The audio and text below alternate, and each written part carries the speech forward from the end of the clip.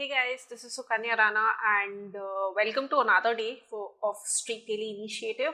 Today's syllabus that you had to finish up was Fundamental Rights and Directive Principles of State Policy. Again, both very important topics. So let's look at the mains question from these particular two topics. Now, the first question of the day was discuss the constitutional provisions relating to the non-justiciable directives binding upon the states. Simple question. I think it does not directly talks about DPSP in the question, but obviously you can derive that it is talking about this particular section because it talks about non-justiciable. Now, your fundamental rights are justiciable, but directive principles of state policy are not. So the question is actually talking about your DPSPs. Here again you have to understand the basic demand of this question is that number one thing that you're going to talk about is that these certain kind of constitutional provisions, how are they so important that they ultimately kind of become binding upon the state. See, it is not legally binding. We all know that DPSPs are not legally binding, but yet if we want the right kind of good governance in our states, in our nation, then they do become morally binding. So this is the basic idea that we have to talk about in this particular question. So in our introduction, we can start with the DPSPs. We can define what are DPSPs and also write out certain articles like from where do these articles start and where do they end. Talk about that. So this gives us a brief introduction about DPSPs, which the basic question is about. Then in our body, before we're going to talk about what are the different provisions with respect to it, first thing that we're going to talk about is in brief, like you can draw a small diagram and talk about why were the principles, these directive principles actually created. What was the ideology behind creation of them? So again, a lot of ideas of political justice, social justice, those kind of ideas were kept behind when these particular principles were created, and also we did not have the right kind of financial backing at that point of time, and that is why they were made non-justiciable. So that idea can be covered in this particular section. Next is in this particular section, this is like the main portion of the body. What we're going to do is we're going to list down some of the DPSPs in the body, and we're going to discuss their provisions and what is the importance of the basic idea of DPSPs and how they are very important from the idea of good governance, right? So if we want good governance in our country, then these particular provisions become very important. So like you can talk about particularly few DPSPs. We have certain DPSPs which carry the idea of socialistic society. So we have Article 38 which talks about social, economic, political justice, right? So this particular article is very important. It is important from the sense of providing the right kind of justice that are required by our vulnerable section. The idea of reservation policy is derived from this particular provision. Right. So a lot of different importance is derived from this particular article. We have Article 39 which talks about equal pay. It also talks about healthy development of children, right? So there are a lot of different socialist ideology that are covered in these particular ideals. So these in constitutional provisions, right? From their importance, like when we're talking about the socialist importance here, then they automatically, they in a morally way, they become very important and binding upon the state. That is the idea that we're trying to cover here. Okay, so we can list down, say, Article 39A, which talks about legal aid. So all these provisions, basically what we're trying out is to bring about the importance of DPSPs, and because of this importance, they ultimately become binding upon the state, and that is what the question is about. Okay, so we've talked about socialist DPSPs. You can also bring in certain Gandhian principles, right? Now, Gandhian principles you can talk about, say, article with respect to your Panchayati Raj, the self-government, that is Article 40. You can talk about Article 46, where we talk about taking care of the vulnerable section. your SC, STs. So those kind of ideas you can bring in. There are also certain liberal ideas like idea of protecting your environment, taking care of the environment, the idea of separating judiciary from your executive section, that is Article 50. Also the article with respect to your international corporation, that article also talks about this liberal ideology. So all these ideas ultimately, even though they are not binding legally on the state, but because of their importance and their basic, importance and functioning of the state, like if you are not able to internationally cooperate, then your foreign relations will not prosper, right? So this particular ideology becomes automatically important for the state. So that is the idea that we're going to put forward. You can divide DPSPs into three portions, your socialist ideology, your Gandhian and the liberal ideology. So through that you can cover these particular section. And lastly, in your conclusion, again what you're going to do is you can highlight the idea that even though they are non-justiciable, right, you cannot go court, you cannot go to the courts, just like you can go to go for your fundamental rights, but yet they are very important for the state. And ultimately it's the moral and the ethical direction, which is provided by DPSPs, that can lead to the ultimate good governance in the society. So that idea can be covered finally in your conclusion, and I think this will provide a good introduction, body and conclusion. One thing to remember in this particular question is list a lot of different articles.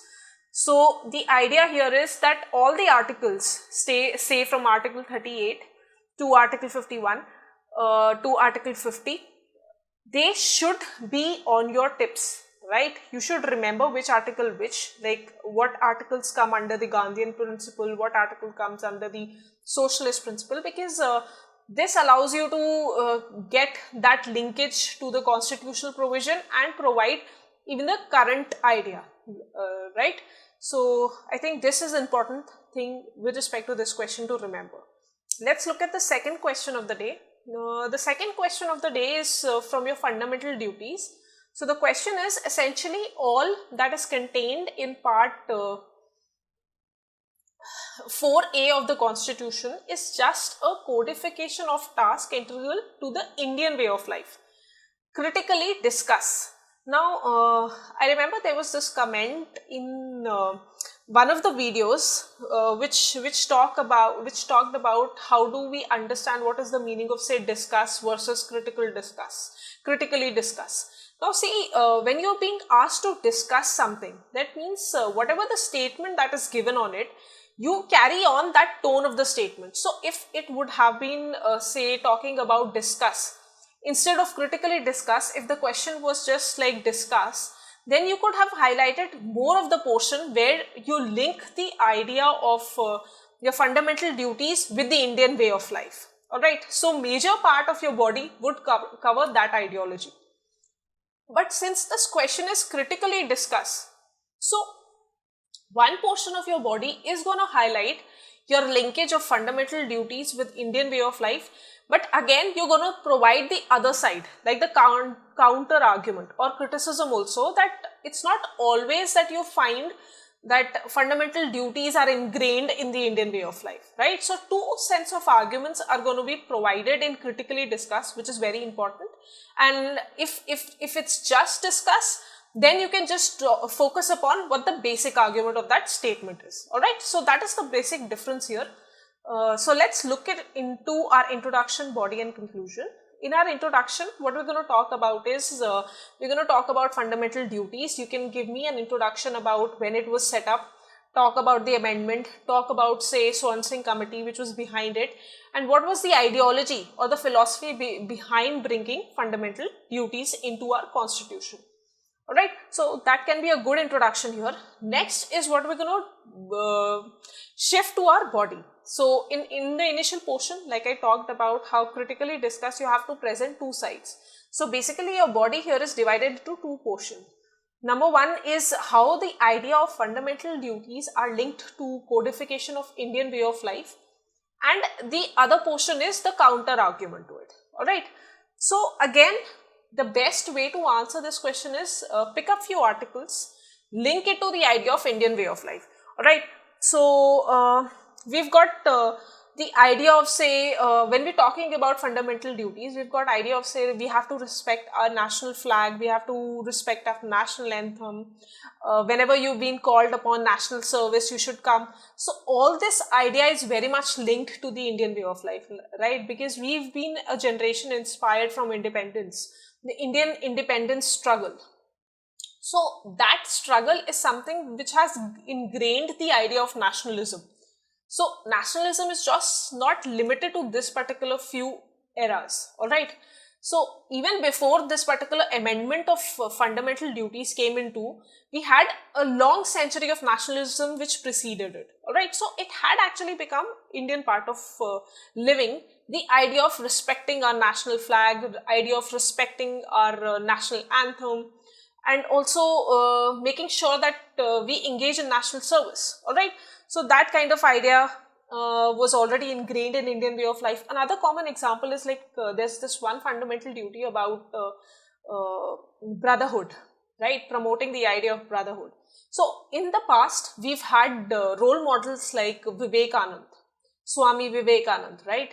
So this person was like a fundamental promoter of the idea of universal brotherhood, right? So this is something not new to India.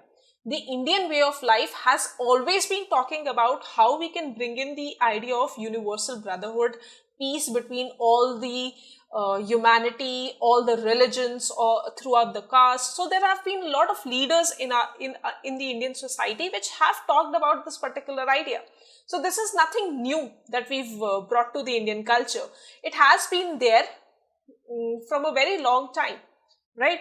Another portion, say, is the environmental duty to protect our environment. So again, we are a nation where we've had, say, moments like Chipko movement, right? Epico movement. So all these movements have been our sense of protecting the environment, our basic sense of how do we ensure our duties towards the environment. So also, in our ancient history, like when you even read the Indus Valley civilization, you read that the people used to pray to nature also, right? So that kind of, even today, the idea of spiritual grooves, right, that is very much present in our society, in the tribal culture and everywhere. So this idea of protecting the environment is something not new again, right? Another common example would be, say, scientific temper. So again, we've got, Indian culture has one of the first universities that was set up, like the Nalanda University. So link it to that. So basic idea, what you're doing is you're linking all this fundamental duties to the Indian way of life, right? That is one way to give a good sense of argument for this particular point. When you're talking about counter argument here, right, you can say that it's not always like practically on ground situation. If you look at it, it has not always been linked to the idea of Indian way of life.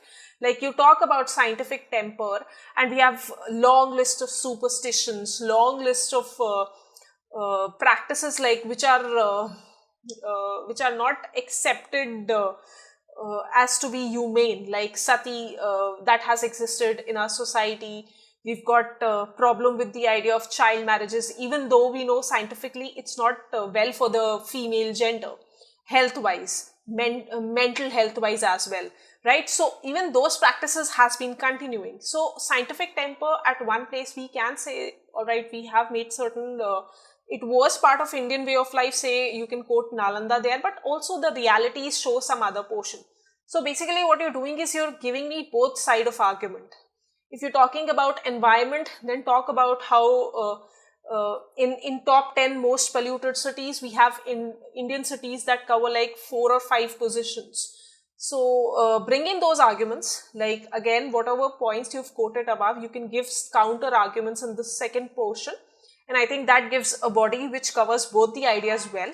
And finally, in your conclusion is, we're going to talk about how do we inculcate the value of duties that is very much necessary in the Indian way of life. Again, you can take some international lessons from here, like we've got countries like South Korea, Japan, where the idea of fundamental duties is very deeply ingrained. People are not asked to value their duty and sense of national duty, but they automatically are taught from the very young age. So that is actually that has become part of their culture, and that is something that we need to do as a nation. So yeah, I think with a positive approach in your conclusion, I think this ends your answer on a well note. And guys, that was your second question of the day. I hope this answer gave you certain new ideas that you can actually incorporate in the answer that you've written. And thank you so much for watching, and all the best. Subscribe to our YouTube channel and press the bell icon on the YouTube app and never miss another update from Civil's Daily.